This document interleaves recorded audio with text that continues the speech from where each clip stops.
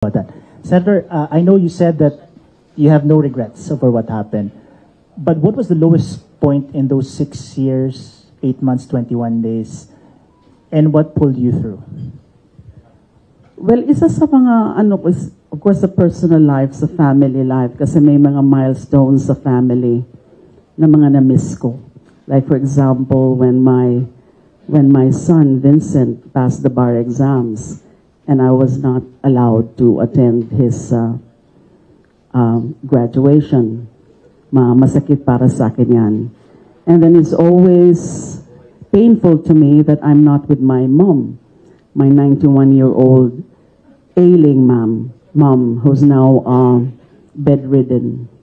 So isa nga yan sa mga una kong gagawin, umuwi ka agad ako sa Bicol para makapiling ko ang aking ina.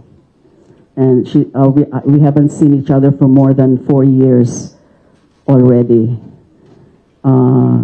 So itong homecoming na to, this will give her the best Christmas gift. I definitely would want to see her already. Siya excited na rin siguro. Kanina, nung nasa court ako, pinakausap sa akin ng brother ko sa cellphone niya, yung mami ko. And she's waiting for me. And so, yun masakit sa akin yun na mawalay ka sa pamilya. And of course, yung mga nawawala, mga wala na sa mundong ito, mga kamag-anak, mga kaibigan. Nung nawala si Pinoy, I was so down and I could not even pay my last respects. And some other friends, some other allies like si Sec Dinky.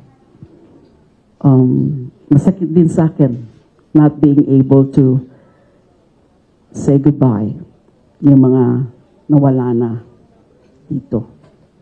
And I'm of course updated with the news because meron naman akong newspapers and my staff would send me printed copies of news articles, online articles, and nakikita ko naman ang mga nagiging developments, and well, there are good news, there are bad news, there are sad news, and all that.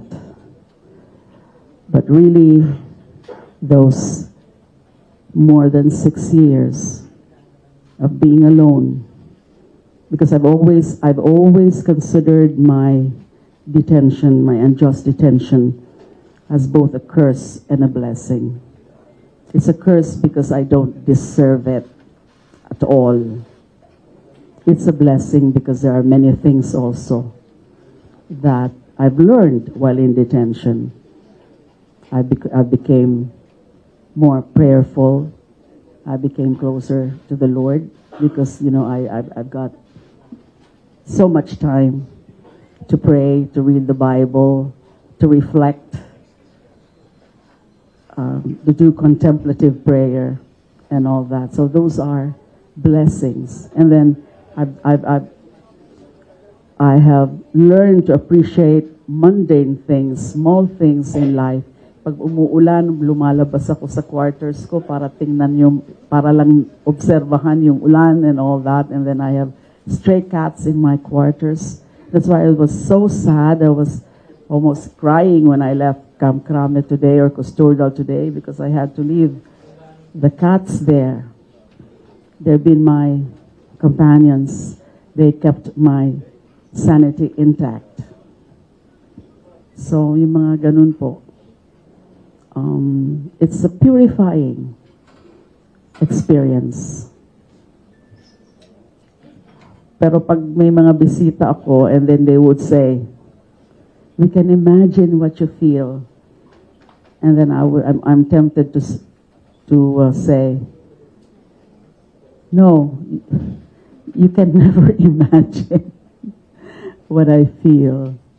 You will know it only when you go through this also yourself.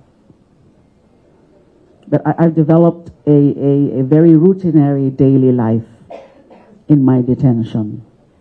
It's a very routinary daily life. And my problem now is how to adjust. Kasi magiging iba na ang aking routine from now on. Thank you so much.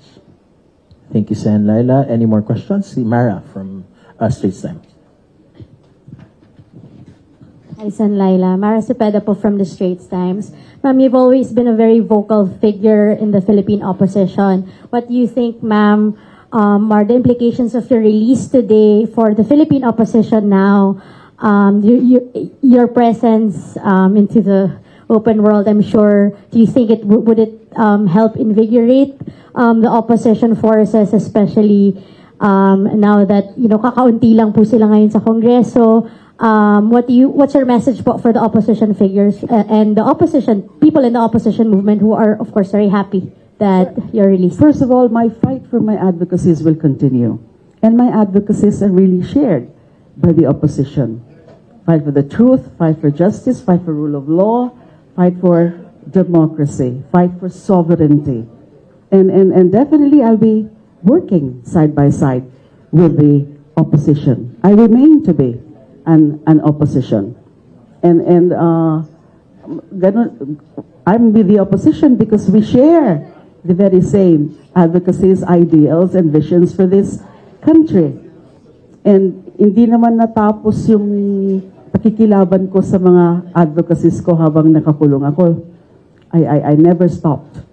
And now that I'm free, I'm even going to work harder for those advocacies. Ma'am, if there's one thing that you want the international community to remember about your legal victory today, what would it be po? Well, it is a vindication of my innocence. And I thank the international community for closely monitoring my case. They've been there, and it helped a lot. It means a lot to me that the international community, almost from day one, has been monitoring the progress of my case. And many of them, many personalities, foreign dignitaries, and also foreign organizations have been releasing statements calling for my release. And this is vindication. And I will further work for complete vindication because hindi pa nga tapos itong kaso na to. I want people to know the truth of my innocence. I want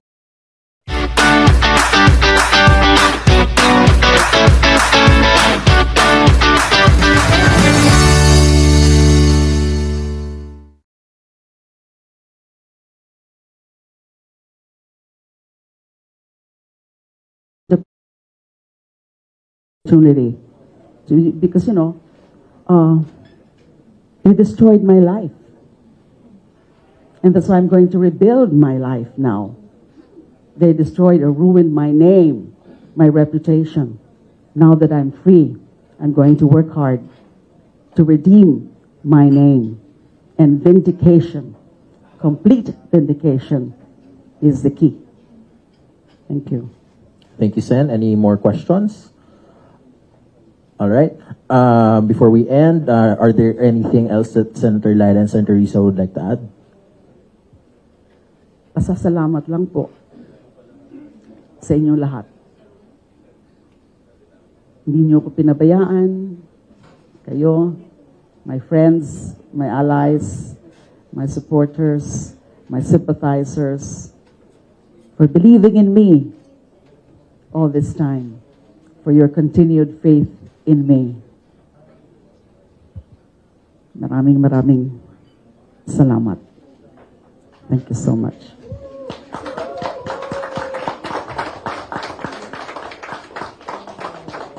Thank you, Sen.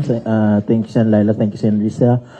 Okay, that ends our presser for today. And thank you so much, friends in the media.